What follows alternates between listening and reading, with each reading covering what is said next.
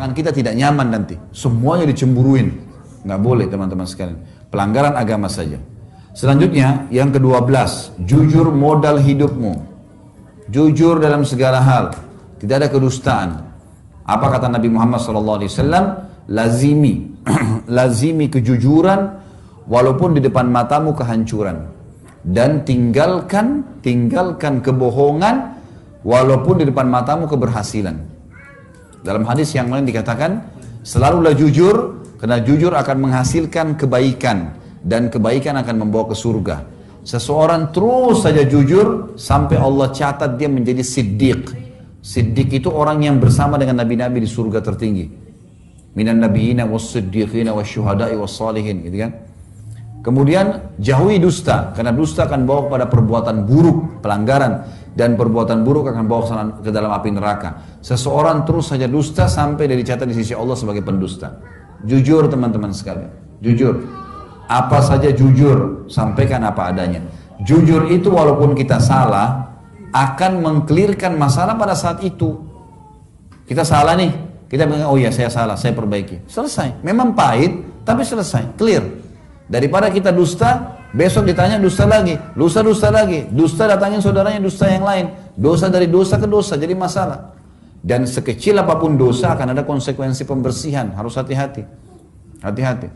Jangan pernah menghayal teman-teman buat dosa lalu tidak dihukum sama Allah, nggak bisa. Ada kucing lewat, kita tendang kucing itu. Kita anggap kucing itu tidak akan melawan, nggak bisa. Satu waktu ingat Tuhan kita dan Tuhan kucing itu sama. Allah akan hukum kita. Tiba-tiba kita jalan, sepatunya baru, jalannya rata, keseleo, kelipat kakinya keseleo, tidak ada sebab, 2 minggu sakit, akibat menendang kucing yang 1 menit tadi. Bahaya sekali. Orang berzina 1 jam di hotel, dia pikir tidak ada masalah. Teman-teman sekalian, 1 jam itu demi Allah akan dibalas oleh Allah nanti. Dibalas oleh Allah. Bisa kena penyakit setahun, 2 tahun, gara-gara berzina tadi 1 jam. Harus hati-hati. Jangan dianggap orang buat dosa tidak ada masalah gitu. Jadi harus teman-teman sekalian jujur, clearkan masalah. Dan ada satu hal saya mau berbagi di sini kiat teman-teman. Kalau seandainya kita melakukan satu perbuatan baik, kalau ditanya jawab. Kalau kita kalau perbuatan baik tidak kita lakukan, ditanya jawab. Sebentar akan jelas dengan contoh ya. Saya ulangi. Kalau kita berbuat satu kebaikan, misal Bapak Ibu hadir ke sini, gitu kan? Ada yang tanya, kenapa hadir? Jawab, saya mau hadir ke majelis taklim. Mau kemana? Kita mau ke masjid. Saya mau sholat. Jawab. Karena jawaban terhadap pertanyaan itu penting. Kalau orang sudah lempar pertanyaan, butuh jawaban. Perbuatan baik kita kerjakan, ditanya, jawab kenapa. Kalau perbuatan baik tidak kita kerjakan dan ditanya, jawab. Misal, kita musafir nih. Saya biasa kasih contoh kalau Jakarta, dari Jakarta ke misal ke Cirebon atau ke Jawa Tengah lewat tol Cikampek.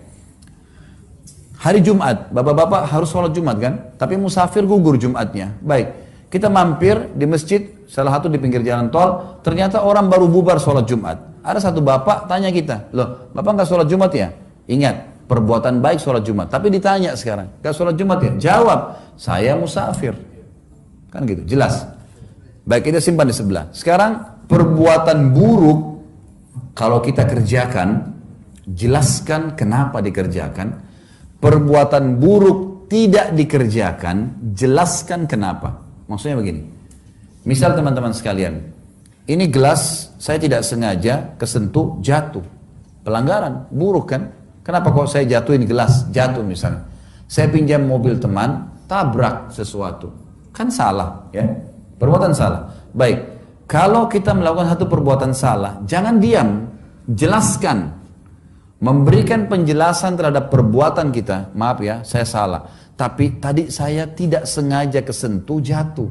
Menjelaskan kenapa, mengkelirkan masalah di dalam dirinya orang itu. Sama halnya ini yang digarisbawahi teman-teman sekalian.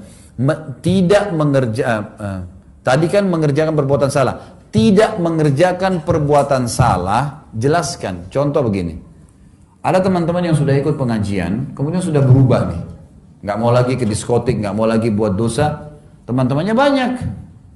Sekarang teman-temannya telepon, banyak orang yang terjadi di Jakarta ya, temannya telepon nih, mau diajak ke diskotik janjian malam minggu, Dia mau angkat serba salah. Udah biarin aja deh sampai nggak diangkat.